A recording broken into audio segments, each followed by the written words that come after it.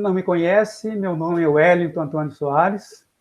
Eu sou o diretor de comunicação da Associação dos Servidores da Comissão Nacional de Energia Nuclear, a ASEC-MG. Em nome da diretoria da ASEC, agradeço a presença de todos.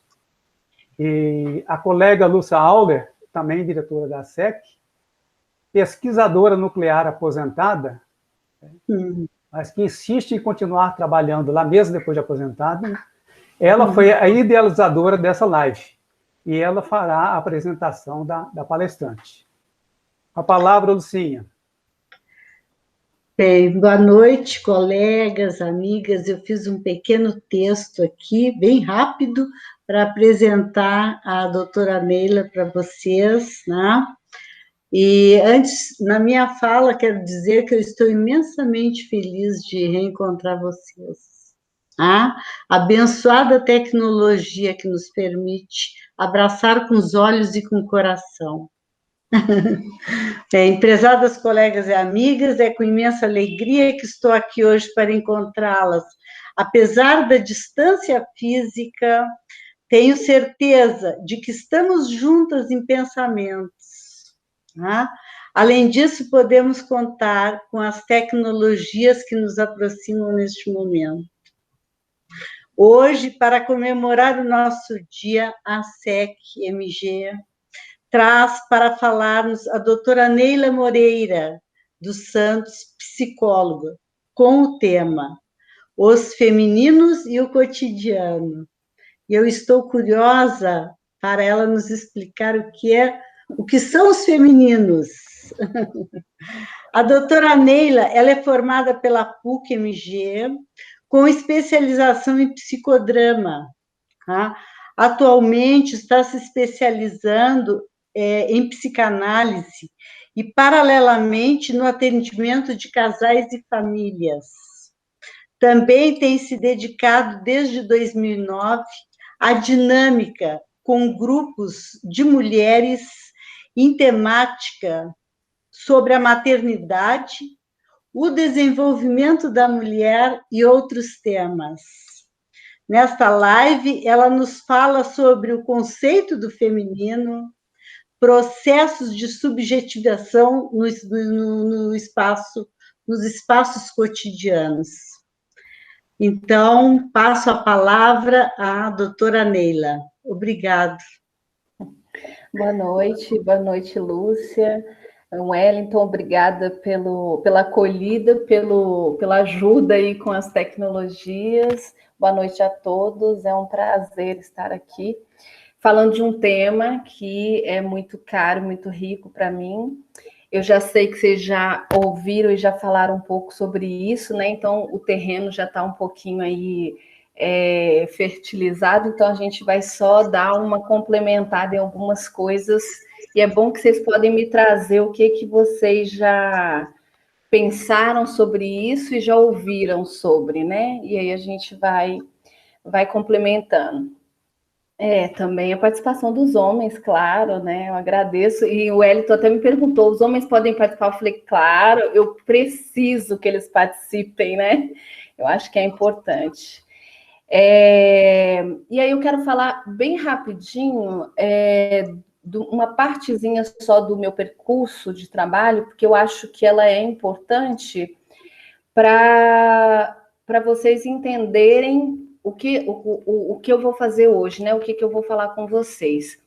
Primeiro que eu acho que todo mundo que está aqui sabe o que significa o 8 de março, né? E sabe que não significa um dia, vamos dizer assim, de comemoração, no sentido de que a gente fique feliz com ele, né? É um dia, na verdade, de luta, né? Um dia onde a gente vai pensar sobre algumas coisas, e essa é a ideia, que a gente reflita sobre algumas coisas, e é isso que eu quero trazer para a gente aqui, para a gente pensar um pouco sobre esse percurso da mulher, e aonde a gente chegou e para onde que a gente quer ir, né? Nesse sentido das futuras gerações. E aí, esse percurso que a Lúcia falou dos grupos, eu fiquei pensando sobre ele, eu acho que isso me ajudou muito a traçar o que eu trouxe hoje para vocês, que No consultório eu recebo, às vezes, É engraçado isso, assim, quando ela fala do feminino, e ela fala assim, eu estou curiosa para saber os femininos, e ela me perguntou isso, assim, mas não é o feminino, Neila? Eu falei, não, são os femininos mesmo. E quando a gente vai falar da masculinidade também, a gente fala as masculinidades, né? E aí eu expliquei um pouco para ela, ela falou assim, olha que interessante o que você está falando.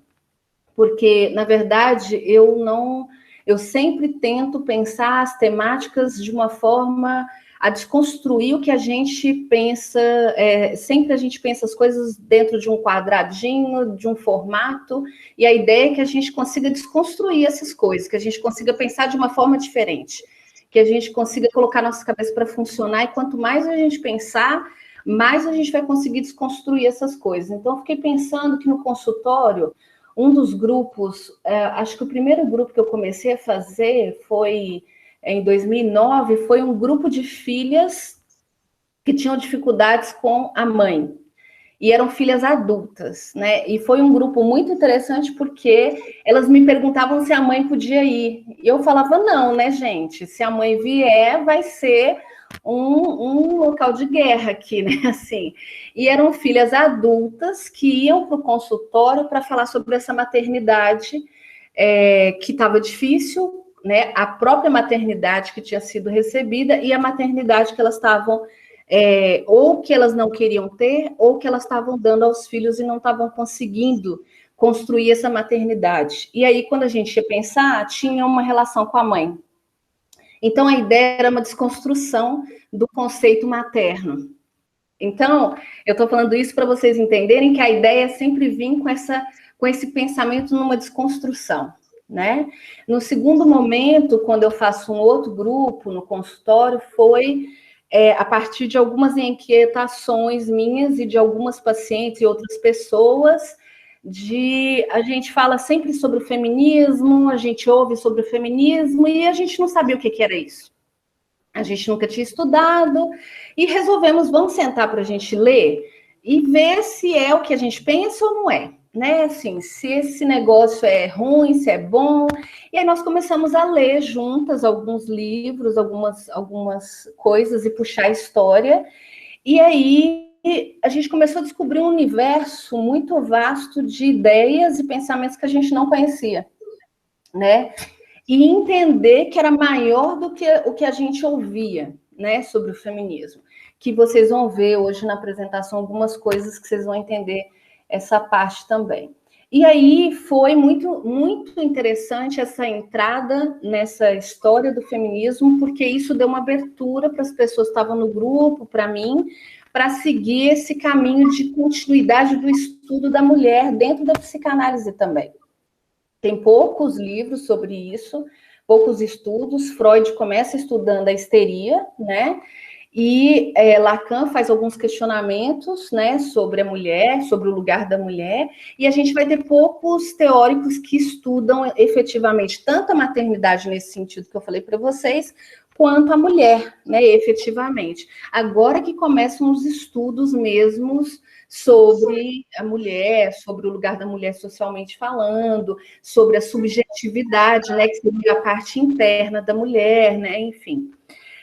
E aí, o outro grupo que agora eu estou fazendo no consultório, mas agora é virtual, é sobre... A gente está lendo um livro que é o Mulheres que Correm com os Lobos, né? Que é um livro que vem o desenvolvimento da mulher a partir da construção teórica do Jung, né? Que é um analista, e Jung pensa no sentido do coletivo, que é outra coisa que eu vou trazer para vocês hoje também, onde que entra a ideia da mulher no individual ou no coletivo, né? E a gente vai começar a pensar sobre isso hoje, tá bom? Eu vou para a apresentação, e aí vocês vão entender esse percurso e aonde que entram essas coisas, né, nesse percurso. Eu sei que vocês ouviram um pouco sobre grandes mulheres, né? Acho que no ano passado, não sei. E eu não pretendo trazer essa ideia, assim, eu vou falar de poucas mulheres, mas o principal é que vocês tenham em mente essas grandes mulheres também, porque nós vamos pontuar isso, tá? Eu acho que só tem que fechar o microfone da Lúcia, porque está me dando uma microfonia, se eu fico me escutando quando eu estou falando. Só rapidinho. Ok, vamos para a apresentação. Então, agora eu não vejo vocês, mas eu sei que vocês estão me vendo. Então, os femininos e o cotidiano. Pus uma foto aí que eu acho que vai trazer... O rosa, gente, foi só uma coincidência do PowerPoint que eu consegui, tá? Porque não é o meu conceito e vocês vão entender isso. Essa flor explodindo é que é a minha ideia, né? Assim, é trazer um conceito de que a gente faça uma desconstrução desse lugar, né? Então, nós vamos pensar hoje as mulheres e a questão do feminino, os femininos como processo de subjetivação, as construções históricas do feminino e a construção social dos papéis e lugares da mulher. A mulher e os femininos. Pouca dúvida existe de que Freud julgava a psicologia das mulheres muito mais enigmática que a dos homens. Disse ele uma vez a Marie Bonaparte: a grande questão que jamais foi respondida e que ainda não fui capaz de responder, apesar dos meus 30 anos de pesquisa da alma feminina, é: o que quer uma mulher? Ernest Jones. Essa pergunta, ela é muito curiosa porque, na verdade, ela inclusive dá o nome a um livro que eu acho que é Lacan que faz um livro para falar da histeria, né? Então, nesse sentido do livro é para histeria, mas quando Freud pergunta o que quer uma mulher, é muito interessante essa pergunta do ponto de vista do desejo. Então, dentro da minha clínica, eu trabalho muito a ideia do desejo. Em que sentido? Aí, nessa pergunta, vamos pensar assim: a mulher é um ser desejante? Né? Ela sempre foi um ser desejante? Se ela foi um ser desejante, onde estava o desejo dela? Em que momento esse desejo aparece? Aí, quando eu falo em desejo, eu não estou falando só do que ela quer. Eu estou falando dela enquanto sujeito não só de direitos, mas um sujeito que deseja algo para a sua vida e que consegue efetivar esse desejo. Então, quando ele pergunta o que quer uma mulher, é nesse sentido, né? O que as mulheres querem? E ao falar o que elas querem, será que elas são ouvidas? E Freud se põe a ouvir as histéricas, né, nesse sentido. E ao ouvi-las, ele começa a escutar uma série de questões que elas trazem relacionadas à sexualidade, mas também relacionadas ao desejo, ao que elas sentiam, ao que estava recalcado, ao que estava guardado, ao que elas não podiam falar e não podiam desejar. Né? Isso é muito importante, porque a gente vai pensar que a mulher não podia desejar, né? Ela podia desejar, mas não podia falar. Ela não podia comunicar. E aí se segue o que a gente vai pensar aqui. Temos futuro porque temos passado. Essa parte é muito importante que vocês fiquem com ela, porque a gente vai fazer o percurso histórico para pensar que hoje é muito interessante isso. Acredito que as mulheres que estão aqui, os homens que estão acompanhando, pensam que nós não chegamos onde chegamos hoje, né? Assim, a maioria das mulheres aqui tem uma formação, tem um estudo, uma formação, e a gente dirige, a gente trabalha, nós falamos, eu fiquei pensando muito sobre isso, nós falamos, a gente sai na rua e pode falar, a gente vai numa reunião, a gente pode se levantar e falar, e ao estudar esse percurso da mulher, a gente vê que não foi sempre assim, principalmente no Ocidente. A mulher nem sempre pôde falar.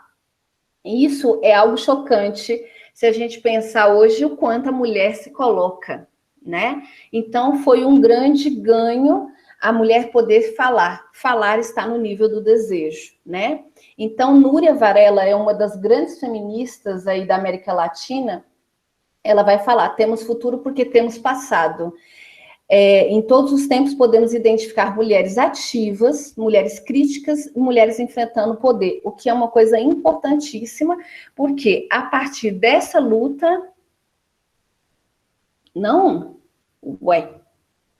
Peraí, gente. Então, vamos lá.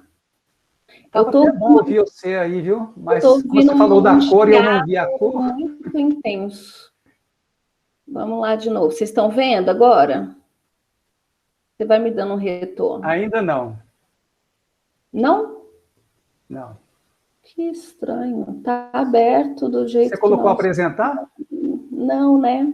Pois é, né? Pois é, né? Não, né? Vamos lá. Agora vai. Agora silenciou. Agora...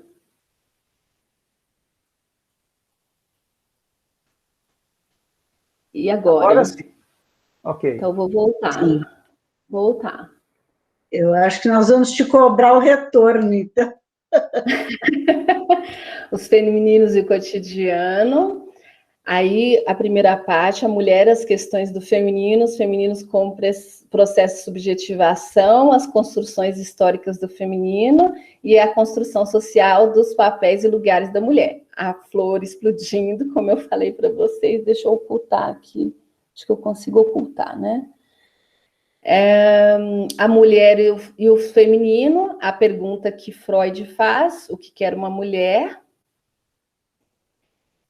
Núria Varela vem falando, temos futuro porque temos passado. Em todos os tempos podemos identificar mulheres ativas, mulheres críticas e mulheres enfrentando o poder. Então, nessa parte eu acho que é muito importante a gente pensar, porque chegamos onde chegamos em função de lutas sociais. E aí, nesse percurso, nessa construção, no pensamento, a gente não conseguiu chegar onde nós chegamos apenas por uma evolução social, né? A gente chegou em função de muitas brigas e de muitas lutas de conjunto de mulheres que se associaram para fazer essa reivindicação. E eram mulheres que eram ativas, mulheres que eram críticas e que enfrentavam o poder. Então, eram mulheres que se colocavam socialmente. Só que, lembrando que não era permitido o desejo, não era permitido a fala, não era permitido esse enfrentamento. Então, elas pagaram por isso para que a gente pudesse fazer essa construção social, né? O feminismo entra como um projeto coletivo emancipador, um processo organizado dessa luta da mulher. O projeto feminista só acontece quando pensamos os projetos no âmbito do coletivo. Uma mulher sozinha, empoderada, não é feminismo. Aí nós vamos entender essa fala dela. Bom, aqui é só para situar vocês que, do século XV ao século XIX, as mulheres já trabalhavam. Então, é muito importante essa parte, porque nós vamos falar das reivindicações, né? Então, as mulheres, elas saem do sistema feudal, elas vão para a cidade nesse período, é muito interessante isso, elas vão para a cidade e elas já chegam na cidade trabalhando, né? Elas eram servas, vendedoras, ambulantes, comerciantes, e elas já trabalhavam, e na cidade elas se reúnem em coletivos com mulheres, né? E nesse período elas podiam ficar sozinhas, vamos dizer assim, eram mães solteiras. Nesse período elas podiam fazer isso. Com a chegada e a reunião das cidades e a chegada do capitalismo e a organização dessas cidades, as mulheres começam a ficar submetidas a um novo regime, um novo formato, que a partir daí, elas não podem mais se organizar com outras mulheres e elas estão submetidas ao homem. Em qual sentido? As filhas, as mulheres solteiras, por exemplo, ou elas têm que ser casadas, ou elas têm que morar com os pais, ou elas têm que se tornar freiras, né? Então, elas não eram donas dos seus salários, ou elas entregam ao marido, ou era entregue diretamente pela fábrica ao marido, ou elas entregavam para a família o dinheiro. Elas dependiam de um homem, então ele que recebia esse salário. Não existia a ideia de solteirice. não era um plano aceitável. A maioria das mulheres ou estavam casadas ou estavam em um convento. Não havia a ideia de independência. Isso é muito interessante, né? Então, a gente tem essa ideia hoje de, eu quero ser independente, a gente tem que ser independente. Muitas mães falam isso, né? Para as filhas, mas não existia essa ideia de independência que a gente tem hoje. As solteiras subjugadas aos pais, né, aos homens, não se concebiam mulheres com uma vida própria, como a gente tem hoje, essa ideia de morar sozinha, de cuidar da sua vida, isso não existia. Então, era um pensamento muito diferente.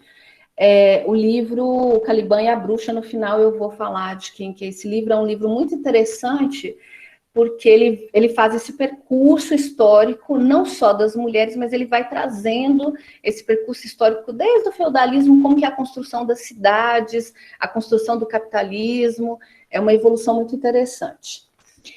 Bom, as mulheres na Europa no século XV ao XIX, continuando, elas não podiam participar de debates. Essa parte é muito interessante, porque os debates eram organizados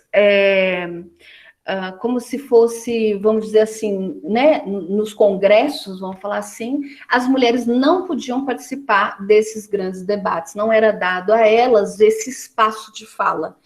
E essas discussões políticas, porém, se organizavam em pequenos grupos, discussões em casa, pequenas casas, reuniões, onde homens reuniam com elas. Então, elas discutiam arte, discutiam política, nesses pequenos aglomerados.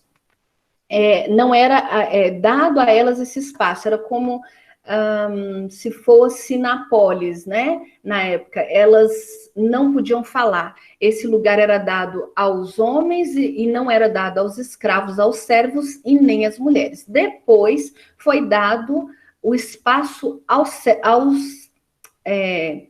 vamos dizer assim, os homens que deixaram de ser servos e deixaram de ser escravos, eles podiam falar nesses espaços, mas as mulheres continuavam não podendo falar nesses espaços, né? E aí elas vão lutar por esse lugar. As mulheres nessa época que lutaram ou saíram às ruas, reivindicavam a participação e poder político, foram guilhotinadas ou foram exiladas.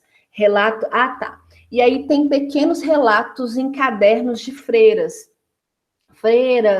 algumas artesãs ou mulheres comuns, elas fizeram pequenos relatos em cadernos a respeito desse processo político que elas queriam participar, elas queriam discutir. Por que elas queriam discutir, né? Porque a gente pensa assim, mas para que elas queriam participar disso, né? De debates políticos, para que essa participação?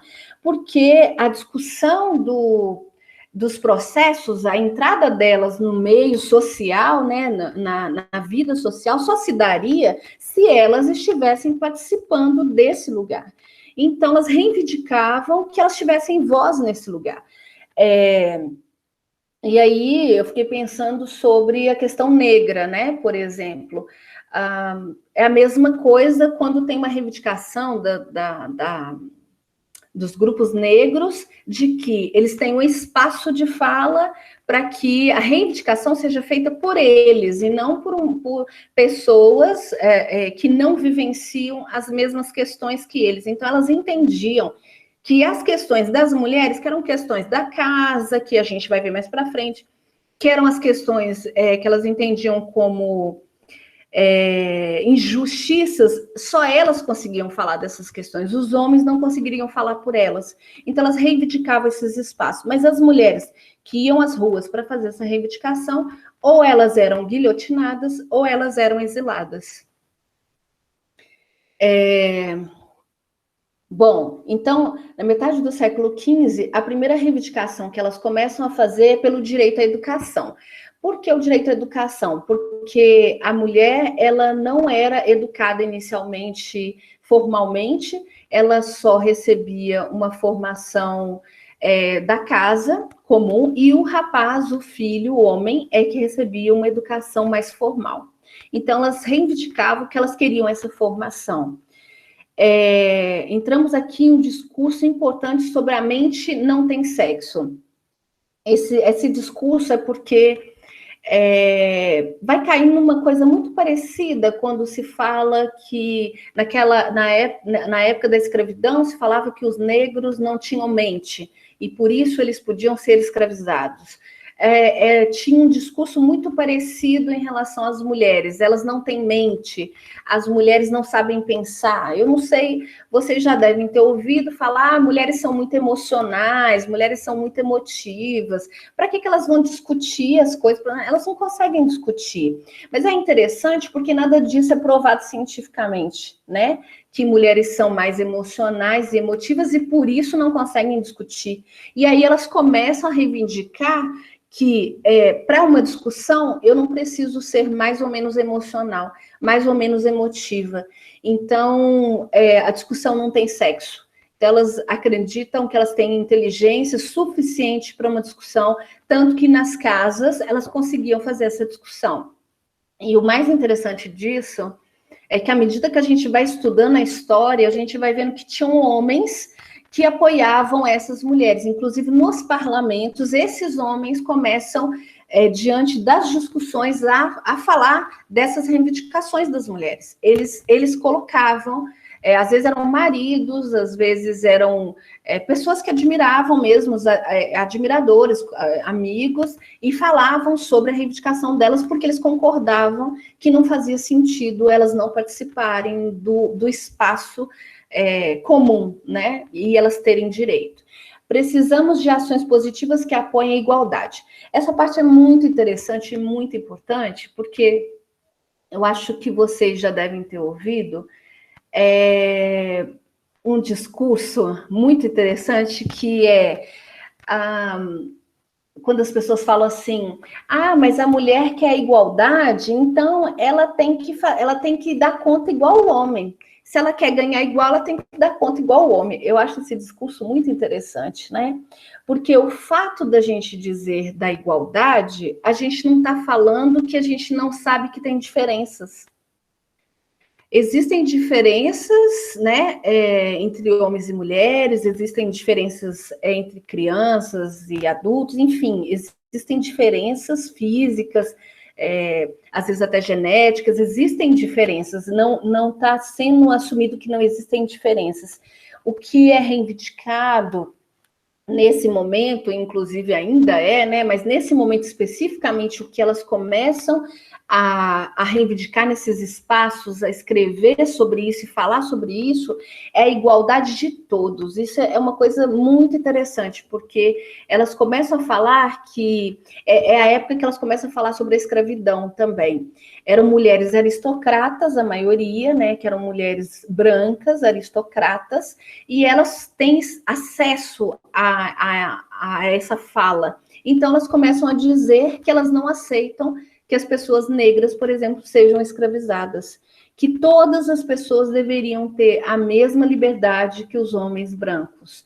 Então, na verdade, a luta e a reivindicação delas não era uma igualdade em relação ao homem, no sentido de fazer a mesma coisa, era uma luta no sentido de ter o mesmo direito, tanto negros, quanto índios, quanto elas, quanto, né, como mulheres, terem os mesmos direitos. Isso é uma coisa muito importante.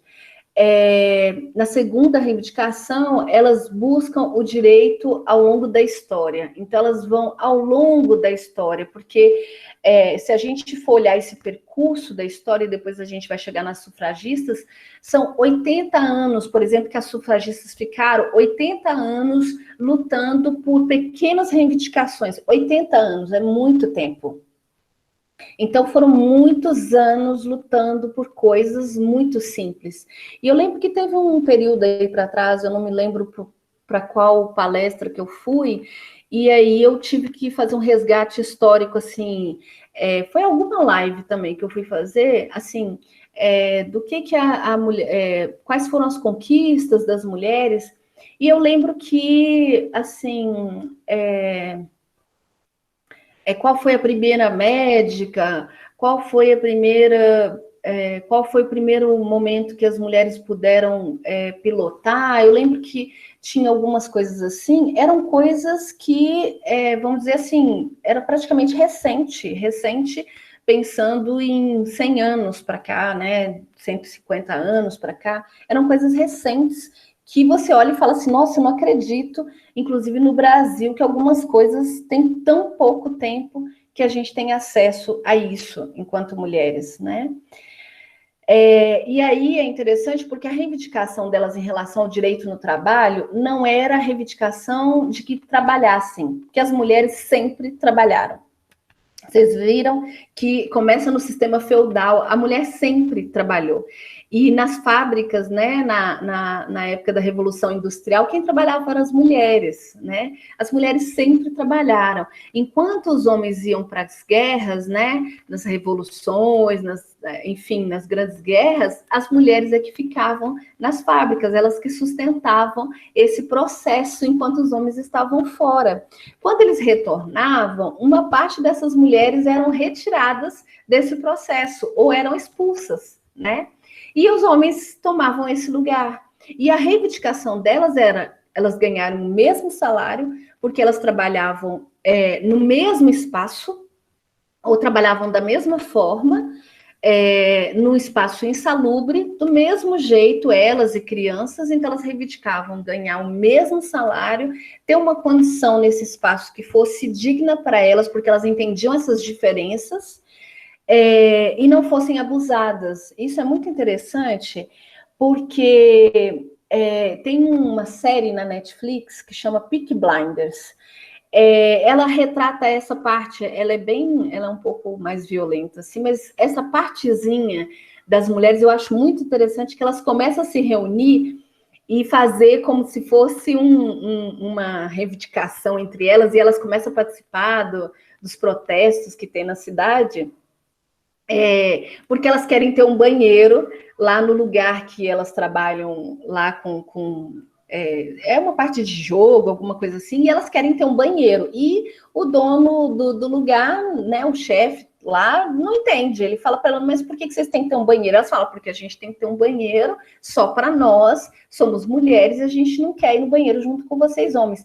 Mas não é só porque elas não queriam ir no banheiro junto com eles, né? Tinha toda uma questão da violência também, tinha uma questão do assédio, tinha uma questão da insegurança, enfim, tinha uma série de questões que eram colocadas nesses espaços que elas queriam que essas questões fossem vistas. E só elas que conseguiriam falar sobre isso.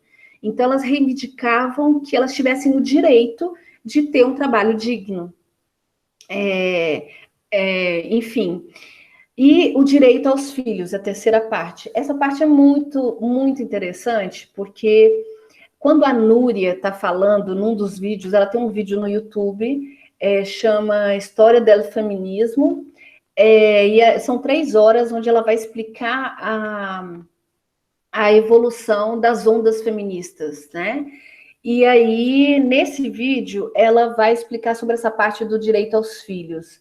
E é muito interessante porque uma das moças lá que está assistindo, tem uma hora que ela começa a debater com a Núria, falando com ela que a mulher tem o direito aos filhos, sempre teve. Inclusive, quando ela se separa, ela pode ficar com o filho. Aí a Núria fala assim com ela, eu acho que você não entendeu. Né? Na verdade, a mulher não tem direito sobre o filho, ela tem direito a cuidar do filho. É diferente, né? E ela tem direito a estar no cuidado, como a mulher sempre esteve nesse lugar do cuidado, né?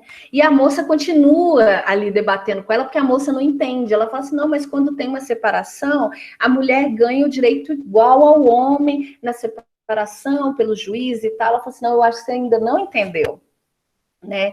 E aí eu comecei a lembrar, né, alguns casos assim de mulheres que casavam em outro país, por exemplo, e vinham embora para o Brasil, e os filhos ficavam com os pais.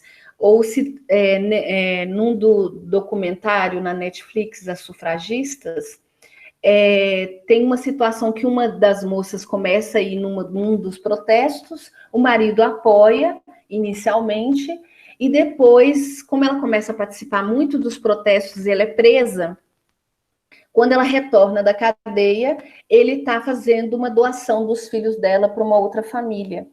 e ela vai reivindicar isso com ele. Ele fala para ela que ela não tem direito sobre os filhos, né?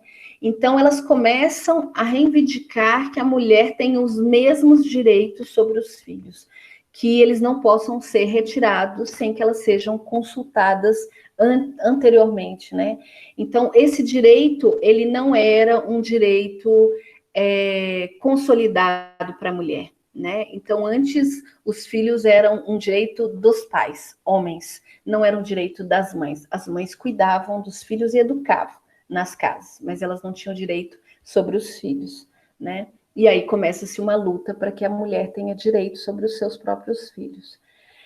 Bom, aí vem o movimento sufragista, nasce com a Reforma Católica, naquele momento da Reforma Protestante, onde a Igreja Católica vai dizer que as pessoas que seguem, elas podem ler a Bíblia, podem ler a Bíblia e fazer sua própria interpretação.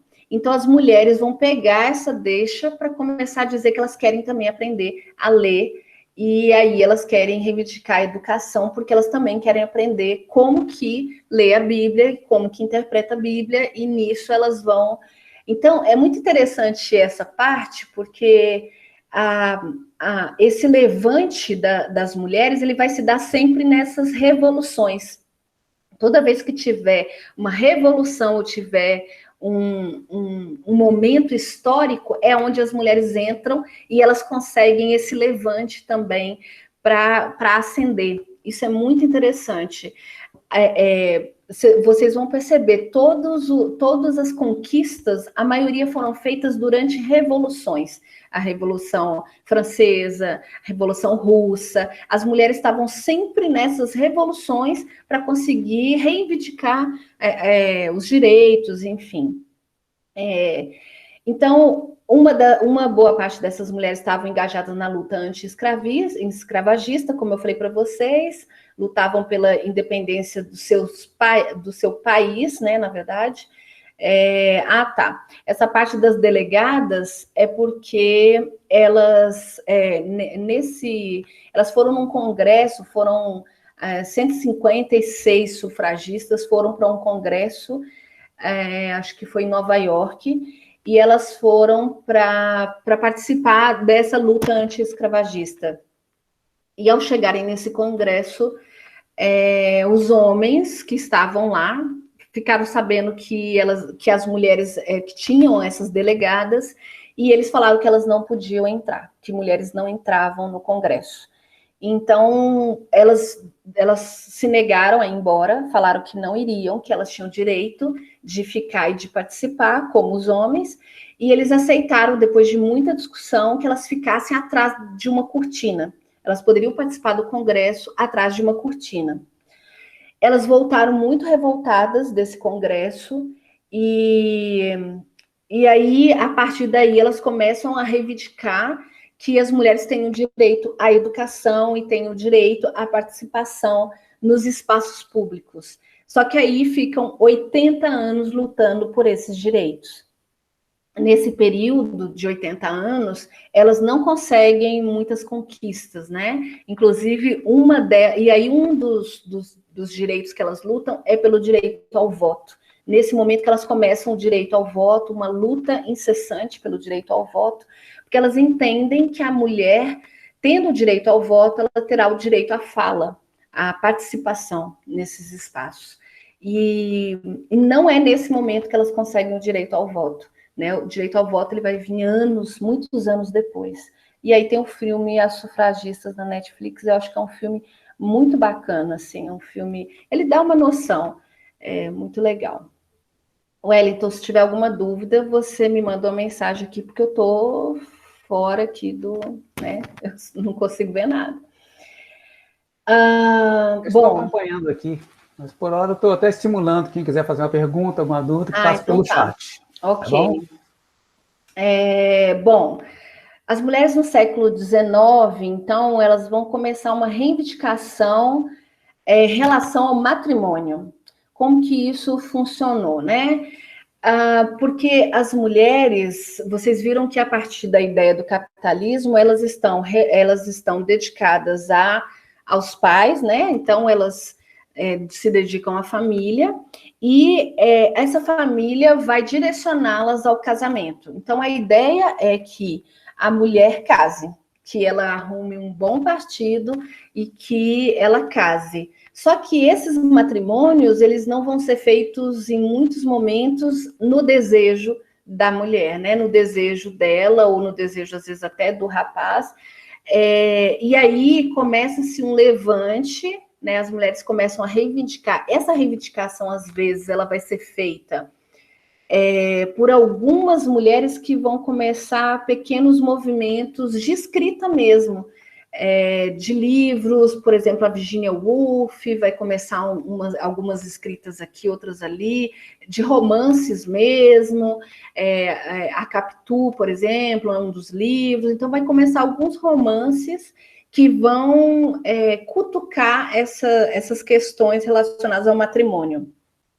E vai começar uma discussão social sobre se deve-se ou não casar dessa forma, né? E as mulheres começam a discutir também o direito, essa coisa que a gente tem hoje, dessa discussão de o corpo é meu, né? Eu faço o que eu quiser do meu corpo. Eu acho isso muito interessante, porque nós chegamos nessa discussão hoje porque tiveram um longo percurso de discussões anteriores, né? Onde as mulheres começam a reivindicar, porque no matrimônio, aí a gente não precisa de muito antigamente, não. Eu vou pensar no antigamente minha avó, por exemplo, que as mulheres, elas tinham aquilo que chamavam de obrigações do casamento, né? As mulheres tinham, por exemplo, a relação sexual, ou enfim, ou aceitavam traições do marido, por exemplo, dentro do casamento como algo normal, e era visto e declarado como algo natural e normal do casamento. E é interessante porque tem eu estava lembrando disso hoje, tem um podcast que chama Ângela Diniz, Praia dos Ossos. Praia dos Ossos, era isso que eu estava tentando lembrar hoje à tarde para colocar para vocês, mas eu não lembrei. É um podcast que conta a história da Ângela Diniz. Um podcast muito interessante, conta a história de uma socialite que foi morta pelo marido, eu acho, não sei se era namorado ou marido, e ele foi inocentado, e ela foi construído socialmente uma ideia sobre ela. É muito interessante o podcast. E aí fala-se nesse podcast, usa-se uma expressão jurídica que tinha antigamente, que era matar pela honra. Então, o homem podia ser inocentado por matar pela honra. O que significava isso? Quando a mulher traía, se ele tivesse matado pela emoção, ele podia ser inocentado porque ele matou pela honra dele. Não acontecia o contrário, né? Não era visto como o contrário, como algo... Não era registrado isso, vamos dizer assim, né? Então, as mulheres começam a reivindicar que isso seja levado em consideração, sim, e que as coisas não sejam normalizadas mais, nem dentro do casamento, nem dentro do matrimônio, e elas começam a reivindicar que as mulheres tenham dentro do matrimônio os mesmos direitos, os direitos iguais. Então, se hoje a gente tem essa divisão igual dentro do matrimônio, inclusive de escolha, né, de casamento... com divisão parcial, total, de bens, é por causa dessas reivindicações anteriores, né? Então, elas começaram a reivindicar que as coisas fossem em pé de igualdade, porque não era. As mulheres, no período... após o período feudal, quando começa a entrar o período do capitalismo, elas perdem o direito à terra. Então, quando os maridos morriam, elas tinham antes o direito. Após o período feudal, elas não têm mais direito à terra. Então, se o marido perdesse, O dono do feudo é que decidia se elas iam ficar ou não com aquela terra, quem que ia ficar com aquela terra. A mulher não tinha direito sobre a terra. Então, elas começam a reivindicar que elas tenham direito sobre os bens também, né? E isso é muito interessante se a gente pensar hoje numa evolução, que quando a gente vai falar da separação, né? E aí quem trabalha com direito sabe disso, essas brigas, né, assim, judiciais, onde a mulher fala, eu não vou sair da casa porque eu ajudei a construir essa casa, eu posso ser doméstica, né, eu posso ser do lar, mas eu ajudei a construir essa casa. Então, ela entende que ela tem direito hoje, por causa dessas reivindicações, né? E aí tem as lutas pelos direitos sexuais, né, e direito de igualdade salarial. Essas lutas continuam, vocês estão vendo que elas continuam. Por quê? Porque elas não foram firmadas, elas vão continuando. E aí os filmes que eu indico para vocês verem, assim, que são filmes primorosos nesse sentido, é A Esposa, Olhos Grandes, mas o filme A Esposa, eu acho que é o filme mais, assim, ele é muito interessante nesse sentido, e o Olhos Grandes também. São dois filmes que mostram... tem um documentário também na Netflix, que eu indiquei para vocês no final, que chama As Feministas... eu não estou lembrando o nome, mas está no final, As Feministas, o que elas pensavam, acho que é isso. Que fala que em meados vamos pensar assim, século XIX, XVIII, XIX, não era reconhecido o trabalho da mulher. Então, por exemplo, se a mulher escrevia, se ela era uma escritora, se ela era uma pintora, por exemplo, de quadro, não era reconhecido. Nesse documentário da Netflix, tem uma moça que ela faz um relato que ela faz algumas obras e o professor dela ajuda a fazer uma exposição. Ninguém aparece nessa exposição, e ela fala com esse professor, e o professor fala para ela, lógico, você é mulher, ninguém vai vir. Fala assim com ela, e aí, a partir disso, ela sente uma necessidade de formar outras mulheres, né, para poder fazer uma revolução. E aí elas pintam e ela faz outras exposições para mostrar que as mulheres podem fazer uma exposição como os homens também. E é interessante porque nesse filme A Esposa, ela escreve, ela é muito boa escritora, só que é dito para ela que as mulheres, né, não são lidas. E se ela fosse um homem, ela seria muito bem lida. Então o marido faz uma proposta de que ele assine os livros dela. Vocês vão ler, eu não vou falar mais, vocês vão ver o filme, e aí é muito interessante a evolução, como que é feito o acordo entre eles, e como que ela vai percebendo a perversão desse processo ao longo do filme. Os Olhos Grandes também é a mesma coisa.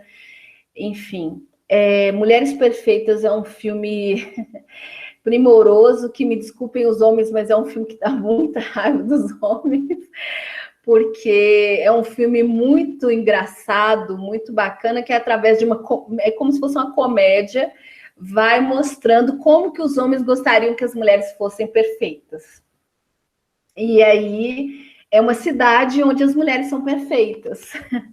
É muito legal esse filme, porque ele faz uma crítica social, e as mulheres, nessa época, elas começam... vocês estão vendo aqui, a mulher não era respeitada como autora, como escritora, e trabalha, assim, uma desconstrução da imagem construída, que era essa ideia de uma mulher perfeita, de uma mulher dona de casa, de uma mulher...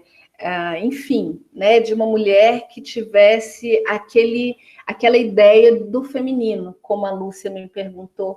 Então, por que você fala dos femininos, né? Que a gente vai entendendo ao longo do processo que não existe o feminino, não existe um jeito de ser mulher, um jeito específico. Existem mulheres, existem formas de ser, né? Diversas formas. E o que aconteceu ao longo da história foi uma construção social que engessa e que nos coloca num formato. E nesse formato, a gente é engessada dentro dele, é muito interessante isso, assim. Eu me lembro de um dia que eu estava... Assim, são coisas tão pequenas, né? Tão pequenas que a gente acha que são irrelevantes, mas que a gente vai percebendo algumas coisas, assim. Eu estava chegando no consultório, eu estava no consultório na Praça da Liberdade, e aí eu fui estacionar, e... enfim, eu dirijo muito bem, gosto muito de dirigir, meu pai sempre me ensinou muito bem como dirigir, ele me explica tudo, e eu adoro carro. E aí eu fui estacionar e o meu carro, como ele é um carro automático, então ele tem uma forma diferente na hora que você faz a baliza, você consegue estacionar com mais facilidade, enfim, estacionei e dei um espaçamento assim que dava para uma pessoa passar entre um carro e outro. Tinha um carro na minha frente, eu parei atrás e desci do carro. Na hora que eu desci, tinha um rapaz encostado no muro e ele falou assim comigo: eu acho melhor você descer mais o seu carro. E eu falei assim: descer mais o meu carro, por quê? Ele falou assim: porque esse carro que está na frente é meu. E eu falei: e o que tem? Ele cessou. Ele falou assim: porque na hora que eu sair, eu posso bater no seu carro. Eu falei assim: mas você vai bater no meu carro por quê? Ele falou assim: não sei, porque na hora que eu descer, eu posso bater no seu carro. Eu falei assim: mas se você bater no meu carro, eu acho que você vai ter que descer bastante para bater no meu carro. Ele falou: pois é, mas eu acho que eu posso bater no seu carro. Então, assim, é muito interessante a forma como, às vezes, nós somos intimidadas, né? E ele ficou parado observando como eu dirigia, como eu fazia. E é interessante a forma como ele falou, né? A intimidação, enfim, e acontecem outros processos que a gente vai observando que, às vezes, são nas pequenas coisas, em pequenas colocações, né, que a gente vai percebendo esse construto de mulher, né, que é colocado. E a gente quer sair dele, a gente não quer estar nesse formato, a gente quer sair dele porque a gente tem outras construções para nós. Vamos seguir. Ok, então essa parte a gente já viu que as mulheres começam a reivindicar a educação, porque antes, quando a mulher conquista a educação, ela vai para casa, então a mulher começa a receber uma educação em casa, ou escola para as meninas, ou magistério. Acho que quem não lembra aí do magistério, né? Que eram escolas para as mulheres. Ou então, as mulheres vão ser colocadas em cursos que são imaginados para mulheres, que não são de exatas. O curso de exatas não é para mulheres, né? Mulheres é para cursos de humanas, né? Então, começa a se direcionar algumas formações específicas para as mulheres, e elas começam a reivindicar que elas querem fazer qualquer curso que elas acham que elas têm direito de fazer, que não é só o curso direcionado específico, enfim. Mas o magistério, há pouco tempo a gente tinha magistério, né? A entrada no ensino superior, ela vai se dar após a Segunda Guerra Mundial. Ok. Após a Segunda Guerra Mundial. Então, assim, é muito recente, né? Então, no período do Iluminismo, com a Revolução Francesa e Norte-Americana, e essa fala de igualdade, liberdade, fraternidade, começam-se as revoluções e as mulheres começam a conquistar outros espaços. Então, vamos ver os avanços, né? Então, os avanços, eles estão atrelados às conquistas e revoluções, como eu falei com vocês. A gente vai ter uma luta não só específica sobre a parte econômica, a mulher quer ganhar seu próprio dinheiro, não é isso. Ela quer ter uma independência econômica, psicológica e sentimental. Ela quer fazer suas próprias escolhas, né? Uma liberação interior, né? Uma construção de uma subjetividade no construto feminino pela mulher. Então, ela quer construir sua própria ideia de ser mulher. Isso me faz pensar uma fala que eu escutei hoje, que a pessoa fala assim: eu não sou tão feminina, mas eu me sinto mulher. E a dor é porque ela escuta das outras pessoas que ela não tinha esse lado feminino. E aí o que eu perguntei para ela é: mas quem que disse como é que é o feminino? O social, né? Então, e não é a primeira fala que eu escuto de mulheres que se sentem mulheres, né, que se reconhecem mulheres, que se identificam com o feminino, mas que não tem esse estereótipo feminino que é colocado como social, né? Então, para a gente pensar como é que estão as subjetividades dessas mulheres, né? E como que a gente constrói isso socialmente e às vezes a gente apoia também como mulheres. A revolução da mulher, ela vai se dar cotidianamente. Então, por isso que eu falei que é os femininos no cotidiano. A gente vai ter essa luta diária, ela é diária, é uma construção todos os dias no nosso ambiente de trabalho, é uma construção na nossa casa, é uma divisão das tarefas, é uma divisão do trabalho em casa, do que é da mulher, do que é do homem, né? De como são esses espaços, né? Por que eu ouvi uma palestrante hoje, a Chimamanda, que eu vou indicar para vocês também, ela falando que o homem específico lá, que ela viu num espaço lá, ele trocou a fralda do filho e a mulher agradecia por ele ter trocado a fralda. E aí ela questionou, por que quando ela faz as coisas, ela não recebe um agradecimento? Né? É visto esse lugar do cuidado como algo natural à mulher, né? Então, é uma revolução cotidiana, né? E aí eu indico o Mito da Beleza, o Caliban e a Bruxa. O Mito da Beleza é um livro muito bacana para essa desconstrução desse construto mulher, né? Assim, nessa questão do feminino. O Mundo Novo e a Mulher. Então, pensar os diversos lugares que ocupamos hoje, né? Hoje a mulher ocupa diversos lugares, a partir dessas conquistas que foram vindo, a mulher hoje vai ao parlamento, fala, se posiciona, assume lugares de liderança, né? Ainda temos muito a conquistar, mas ela já, né? A gente já fez uma caminhada aí gigantesca. Podemos admirar mulheres ícones, né? Construir uma valoração positiva, isso é importantíssimo. Quando a gente lembra da história das mulheres, eu tenho um livro que chama, acho que é Mulheres Extraordinárias, não sei, tem uns 3 livros, mais ou menos, que foram lançados aqui no Brasil, falando sobre histórias de mulheres, né? E tem um podcast que chama Histórias de Ninar para Garotas Rebeldes, eu acho, que ele conta a história das mulheres, né? Histórias fantásticas. Eu acho que são histórias que nos motivam como mulheres, né? Então a gente tem mulheres ícones, mulheres que nos motivam, né? É construir dentro de nós essa valoração positiva. Uma vivência em comunidade ou na ancestralidade, colher na nossa história, né? Na nossa história passada, quem foram essas mulheres na nossa vida, e uma retomada do conceito do feminino dentro da nossa própria história familiar, né? Eu acho que vem nessa construção da subjetividade. A sororidade, que é uma palavra moderna, né?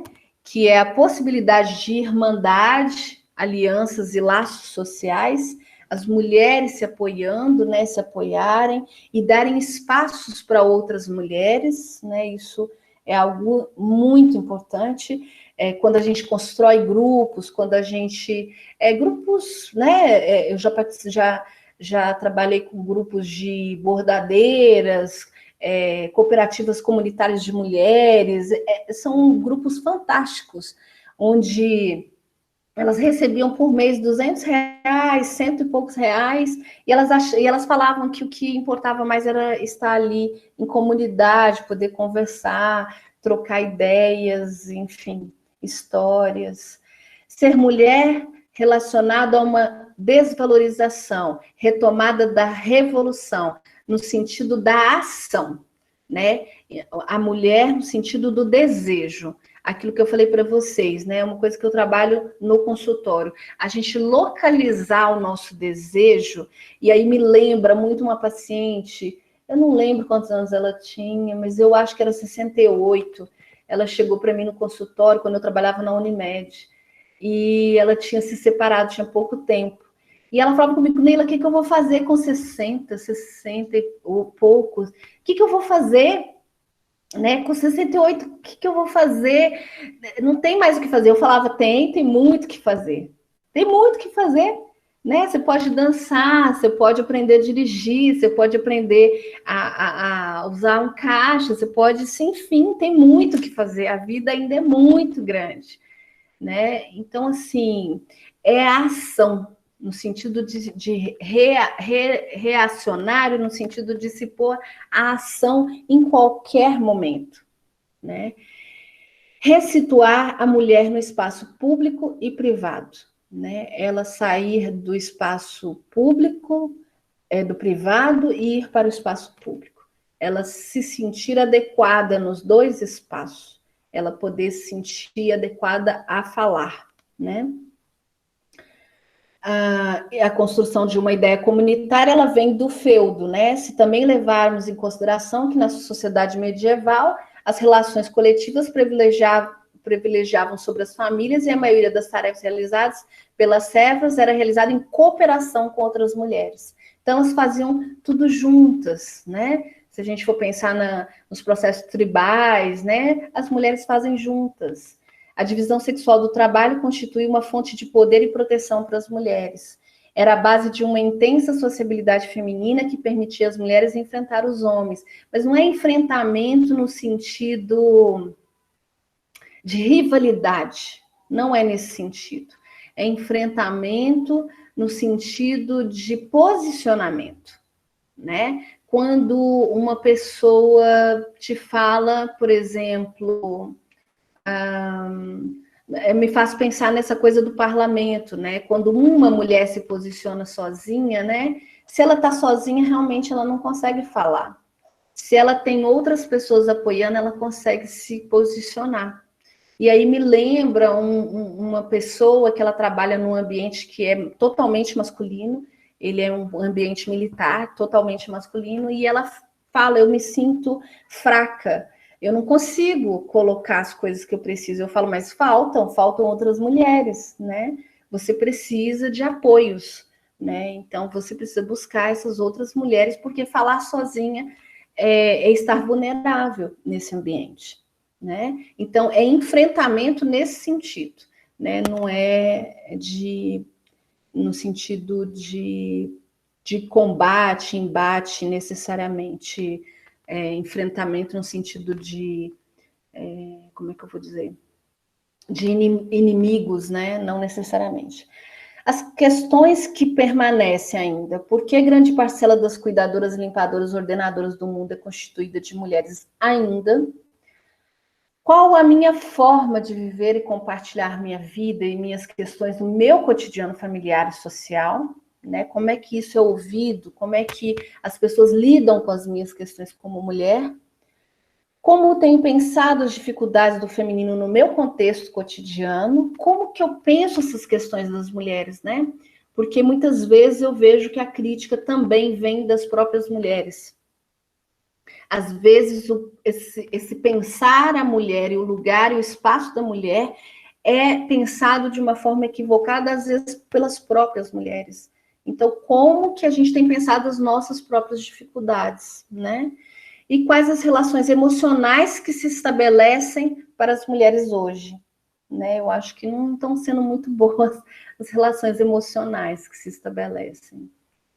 O cotidiano e a pulsão de vida. O olhar sobre nossas potencialidades como sujeitos de direito, a construção e resgate do desejo, nosso lugar como sujeitos desejantes.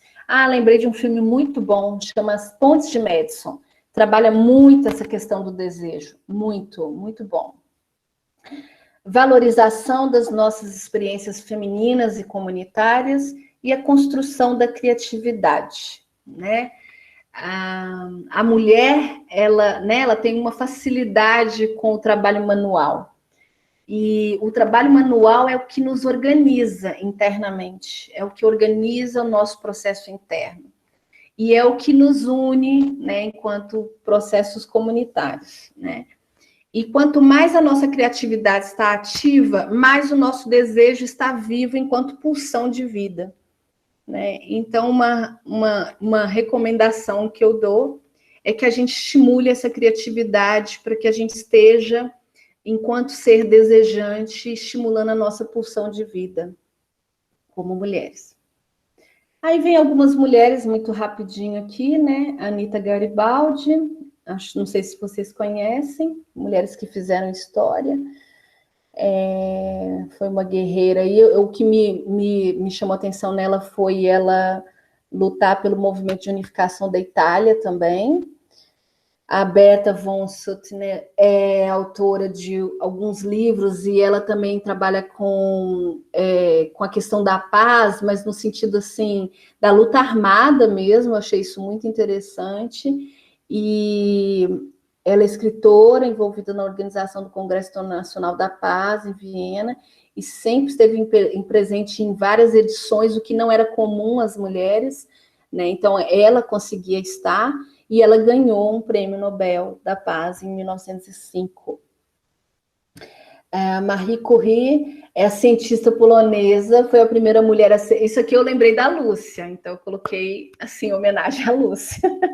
Primeira mulher a ser enterrada no Panteão de Paris por méritos próprios, não é por menos, já que foi pioneira em diversos aspectos. Foi quem descobriu 2 elementos da tabela periódica, polônio e rádio. Quem descobriu e cunhou a teoria da relatividade foi a primeira professora admitida na Universidade de Paris e a primeira professora a receber 2 vezes o prêmio Nobel.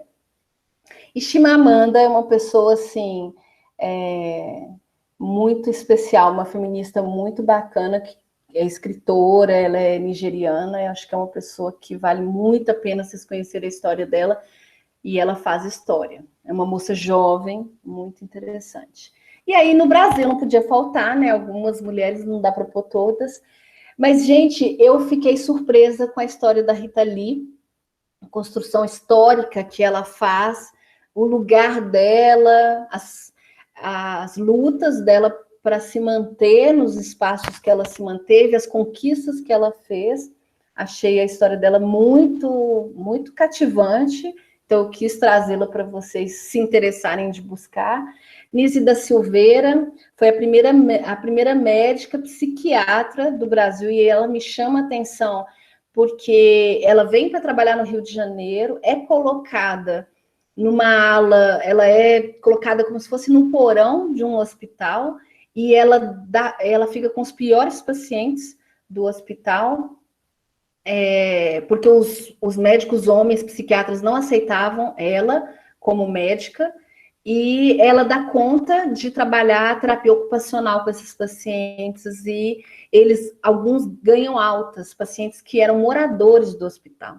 E aí ela fica mundialmente famosa e conhecida, e ela é reconhecida, e aí eles retiram ela desse lugar e colocam ela até como coordenadora de um hospital psiquiátrico depois. E ela é reconhecida. É muito bonito o filme dela, tem um filme dela. Chiquinha Gonzaga, eu achei a história dela muito surpreendente também, e inclusive ela que faz a música O Abre Alas, né?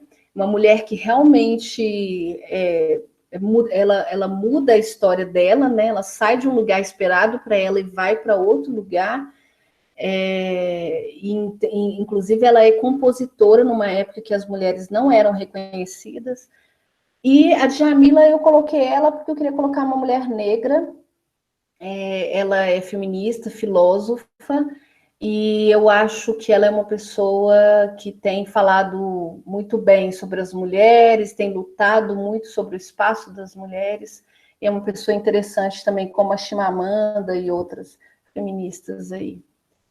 Bom, então são as indicações para finalizar de alguns filmes, né? As Horas é um filme fantástico para a gente pensar sobre o lugar da mulher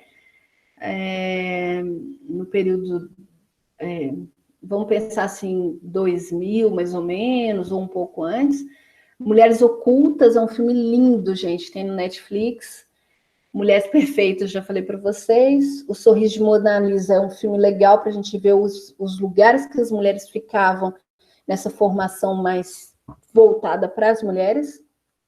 O documentário As Feministas, o que elas estavam pensando, acho que é um documentário maravilhoso.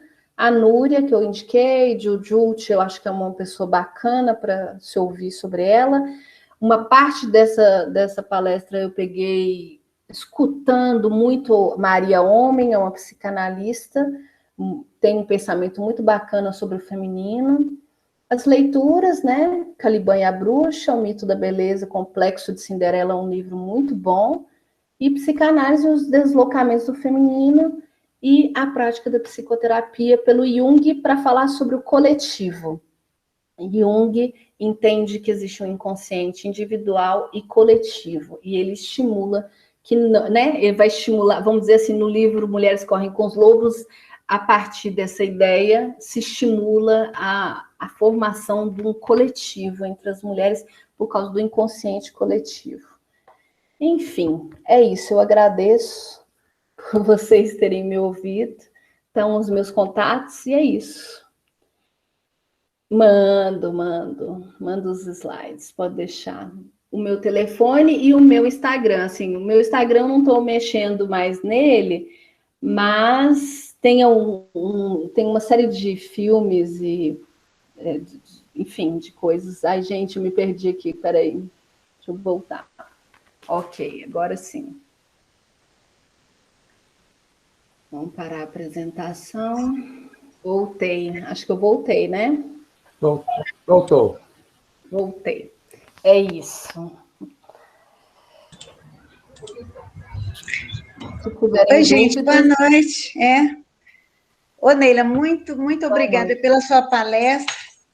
Algumas coisas eu já tinha lido, né, sobre o assunto, mas é diferente quando uma pessoa, assim, não vou dizer ao vivo, né, não assim tão próximo, explica para nós.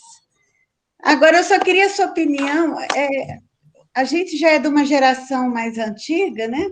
Quando a gente vê as moças hoje, que muitas não estão nem muito preocupadas com reivindicar novas posições, novas conquistas, né? Tem uma parcela que a gente vê que está meio perdida. O que você acha que vai acontecer com a geração futura, né? Algumas não, algumas são muito centradas, elas sabem o que querem, elas sabem exatamente a posição na sociedade, mas uma outra parcela, a gente vê que ainda está muito perdida. O que vai ser dessa geração? Qual que é a tendência? Mas o que você está chamando, Ângela, o que você está chamando de perdida? Me explica um pouquinho. Eu acho assim muito, não é só volúvel, mas muito superficial. Tem uma geração que não lê livros mais clássicos, não sabe muito da história, sabe, assim, é uma geração que só quer se divertir, aproveitar o agora, balada, se envolve com droga, né? Não é lógico que não sei o percentual, mas é uma parcela isso. Uhum. Eu sei que minha filha comenta, meu filho quer, né? Também comenta, mamãe, essas meninas de hoje não estão querendo nada, elas são muito fúteis, o que vai acontecer? O que você, como psicóloga, né, consegue ver? Será que ainda tem recuperação? Será que esse pessoal vai amadurecer, né, enfrentar uma nova situação? Às vezes eu fico preocupada, né? Uhum. A gente vai ter aí aquela fala, estou tentando lembrar o nome do autor, da Montanha-Realidade Líquida, né? Uhum. Então, a gente vai ter aí uma passagem para uma geração que agora eles falam, já nem é mais Y, né? Já tem outro nome que eu nem sei mais qual que é, né? Que é uma geração que ela realmente é mais volátil, tudo é mais rápido, as relações elas são mais instáveis, né? Assim, e são mais rápidas, né? Mas é interessante quando a gente fala dessa geração, porque eles têm uma forma diferente de se relacionar, mas não quer dizer que as questões internas são diferentes. É interessante isso, porque outro dia eu estava vendo uma aula sobre psicanálise falando sobre as novas doenças, né, por exemplo. E a gente estava pensando sobre a histeria, né? Como que era a histeria antes, como que é a histeria hoje, né? Essa mudança. E aí pensando as novas doenças, como elas se configuram no hoje. Elas são muito diferentes mesmo se a gente pensar que hoje a gente vai ter, por exemplo, muitas crises de ansiedade e pânico, muito mais do que a gente tinha há algum tempo atrás, né?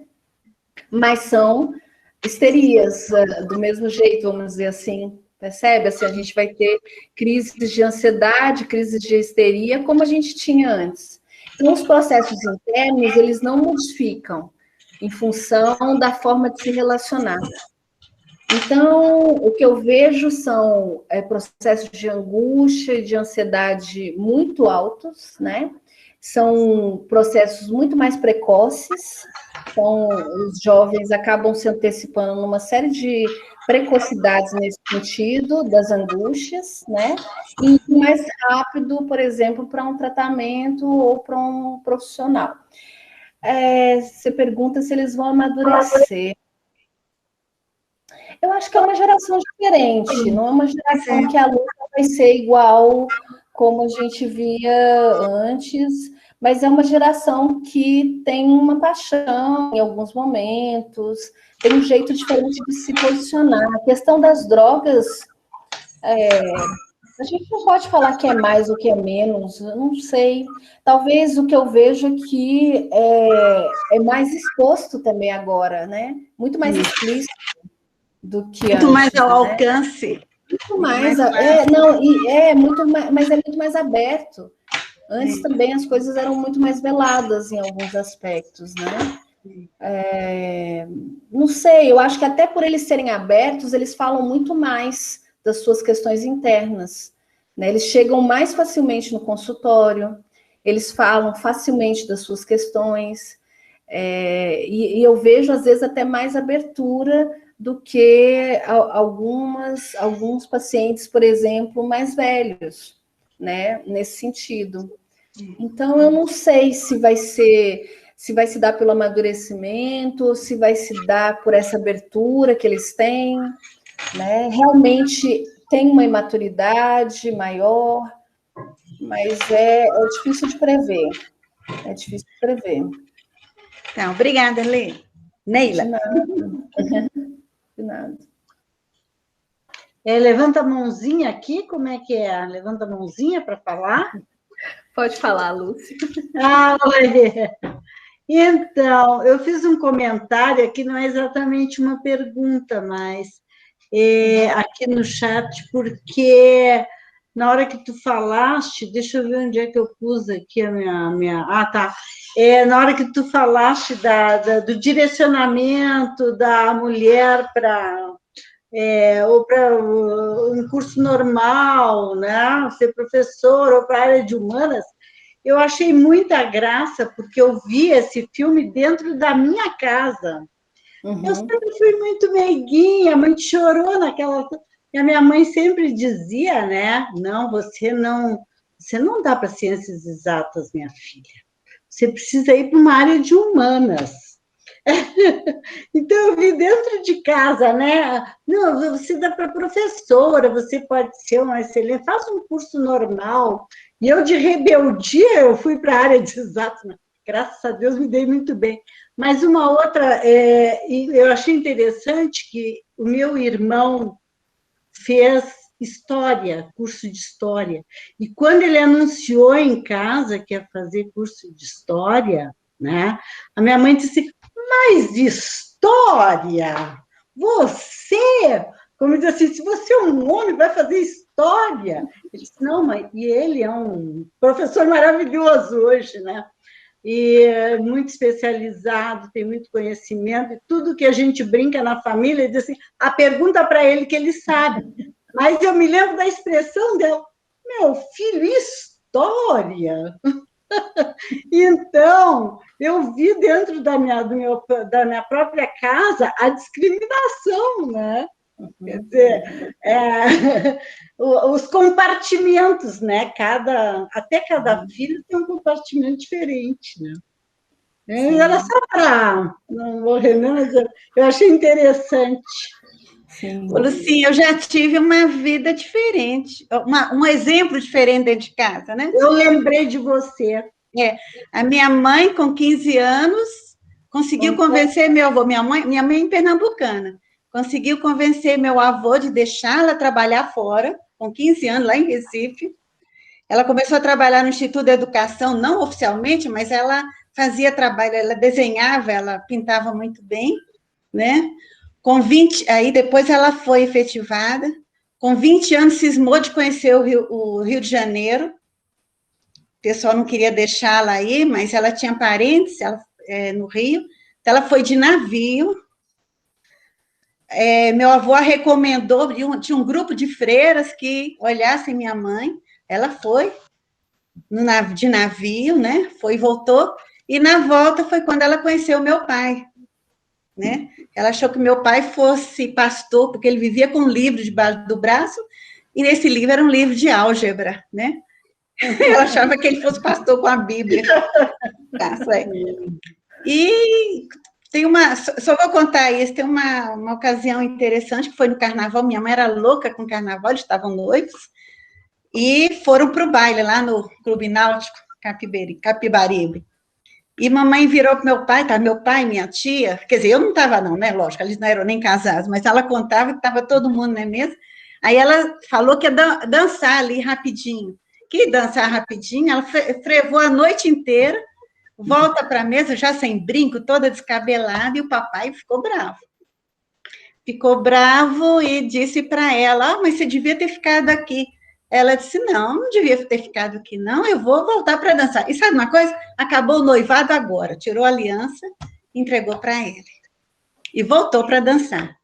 No outro dia, ele foi lá na casa, né, na casa dos meus avós, e ela preocupada, né, porque viu que realmente tinha acabado o noivado. Aí ele foi e combinou com ela, olha, você gosta de dançar, eu não. Vamos ao carnaval, você pode dançar junto na mesa, e eu fico lá lendo. Então, disse que ele foi, a outra noite lá no carnaval, ele levou um tanto de livro de bolso para ler, e disse que a mamãe dançou a noite inteira junto à mesa. Então, eu venho de uma família, né? Minha mãe toda a vida trabalhou fora. Quando eu me separei, ela disse, não tem problema não, é melhor perder o marido que perder o emprego. Sabe? Então, ela tinha outra visão, e eu acho que, para mim, foi boa essa geração. Minha mãe realmente estava à frente do tempo dela, né? Meu pai também, mas foi por essas mulheres, né, à frente do tempo, que, né, que a gente conquistou algumas coisas aí. Foi por essas mulheres que lutaram, assim, né? Isso. Muito bom, muito bom. Você quer falar, Wellington? Só as mulheres falaram, né? Eu vi que tem homens também que participaram aí da live, né? Agradeço a eles antecipadamente, sim, né?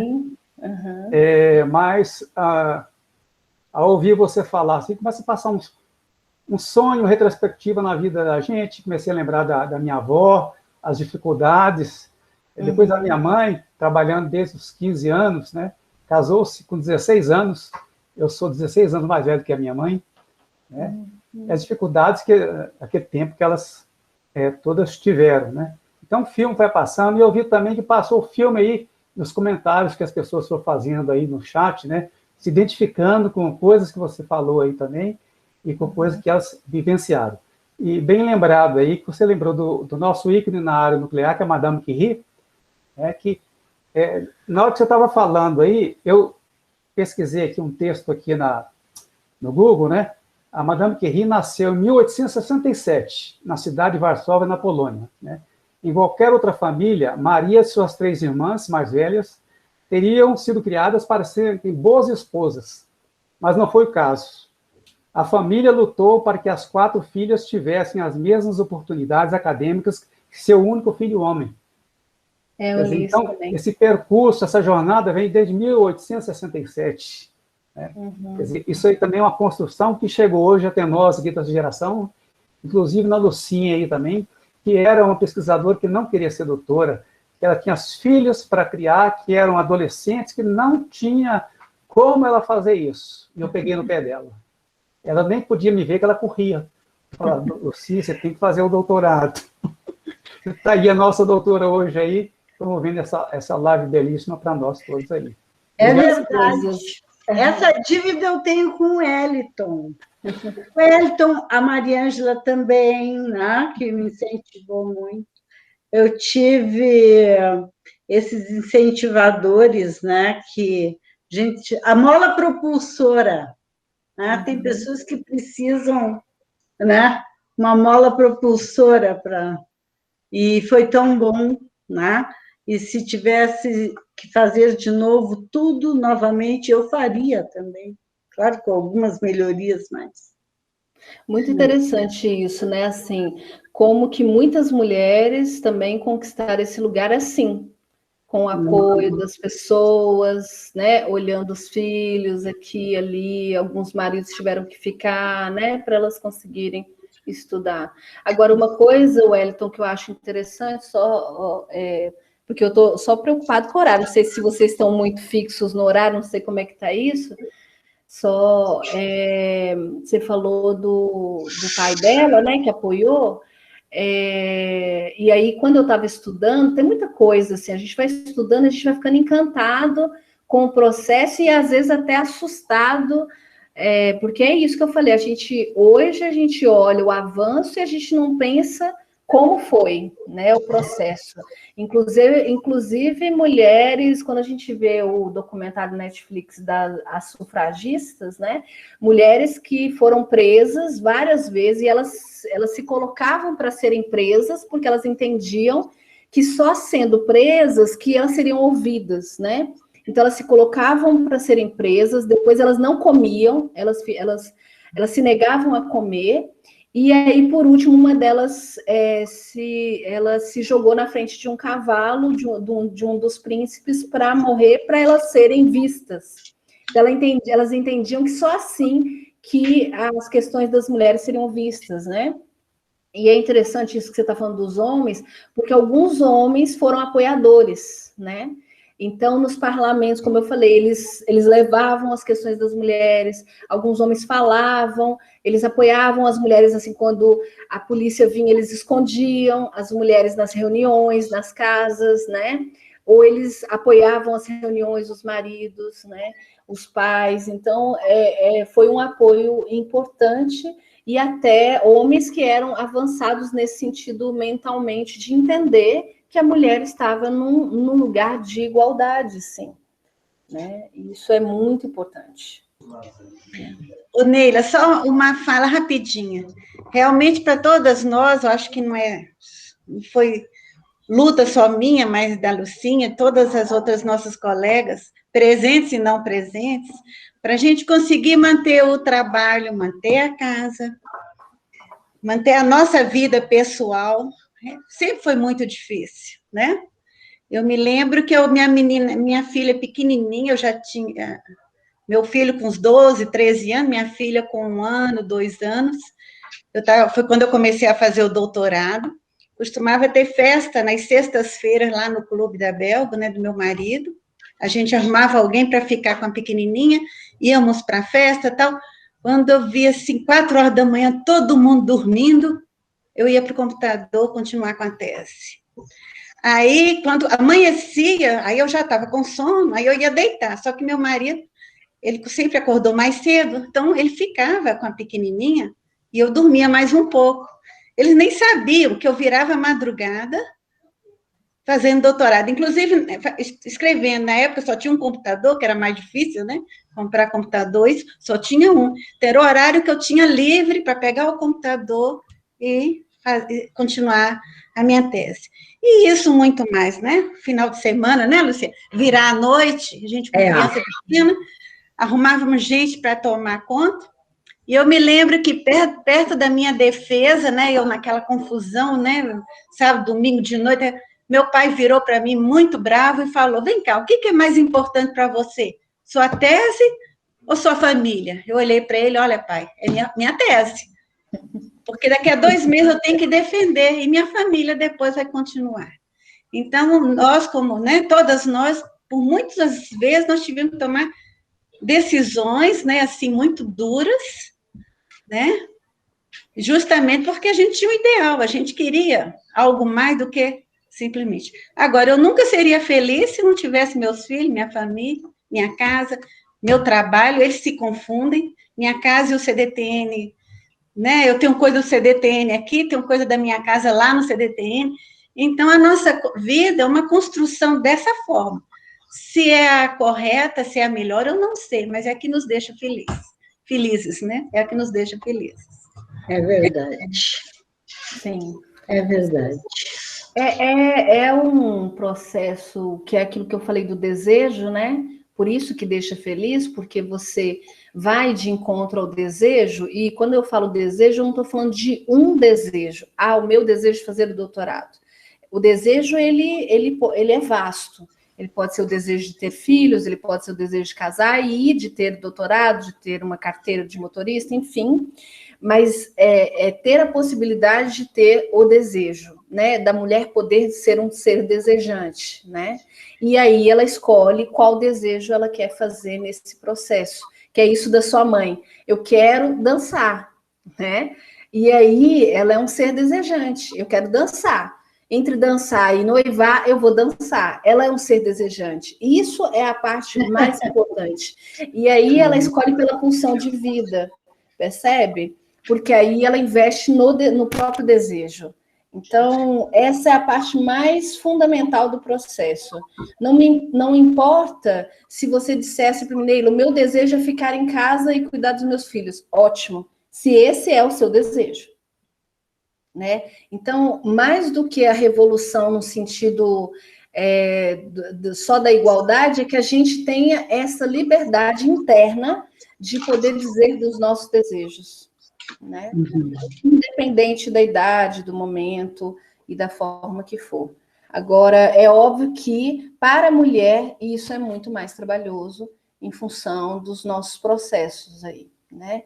De ter que cuidar da casa, de ter que cuidar dos filhos, de ter que cuidar do trabalho, são jornadas duplas, triplas, e infelizmente ainda acontece. Fazer ginástica, né, Lucinha?